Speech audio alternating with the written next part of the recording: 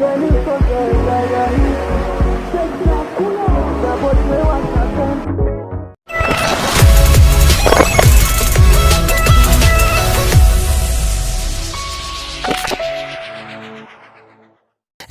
imisi ibiri gusa isigaye kugira dushobore gushikira itarike 9 nkuko tubimenyeshwa na Double J once again Babo Killer, tukongera tukabimenyeshwa na Ken Soul, tukabimenyeshwa kandi na Sarbi, tutibagiye na Belle Nice from Empire Avenue.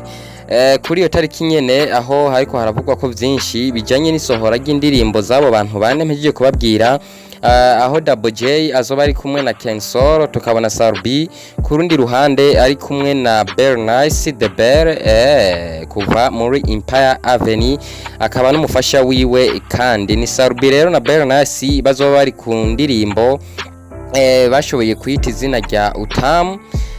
Double J once again na Ken Soul akaba ari indirimbo bashoboye kwita Quality nkuko muri kumurabana no image ya coming soon. Iyo ndirimbo yabo ikaba izosohoka itarike 9 z'ukuno kwezi nyene kw'icenda, ahazoba ari ku munsi wa hirya yeje ku munsi wa gatanu.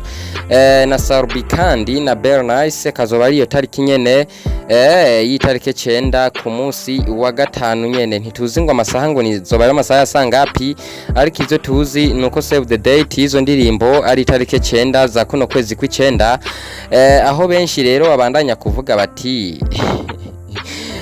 inyuma ya Sarbi amaze gupostinga coming soon iyo ndirimbo yiwe, agashira ko ni tariki izosohokerako Double J haheze imisi ibiri gusa, nawe nyene yaciye atangaza ari kumwe na Ken Soul yuko itariki indirimbo yabo izosohokerako ari tariki yo cyo kimwe niyo ndirimbo ya Sarbi. Ntituzi hagati y'ivyo ikihari, ariko ico twizeye gusa nuko abo baririmbyi bose tubizeye mu gihugu cy'u Burundi, haba ku ruhande rwa Sarbi ntigera ruta hasi, haba ku ruhande rwa Double J niko kuko nyene.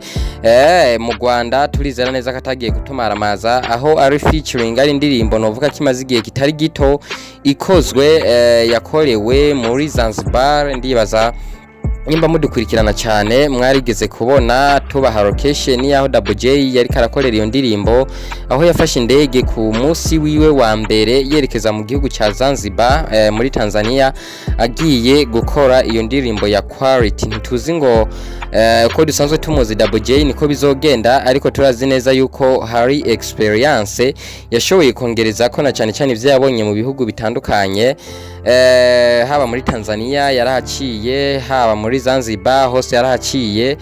Ashobora kuba yahabonye difference n'igihugu cyacu, bigatuma muri ndirimbo Quality hari ikintu kanaka gishobora guhindukamwo. Twitege iki, turindira iki hagati y'izo ndirimbo zibiri, UTAMU ya Belle Nice ari kumwe na Sarbi na Quality ya Double J ari kumwe na Ken Soul? Ni ya ndirimbo kubgawe wumva kizobikaze kurusha iyindi ya Sten presenter kuri micro, on the machine akiwa ni da promise cameraman. Turabakunda cyane, we turakora subscribe, kora subscribe kugira ubandanye wironkera update news zose zigenda ziraca kuri runo rubuga rwacu, na cyane cyane mu kwibera wa mbere. Love you so much guys, muri rwa rukundo nyene, muri bwa bumwe tutibagira gukora part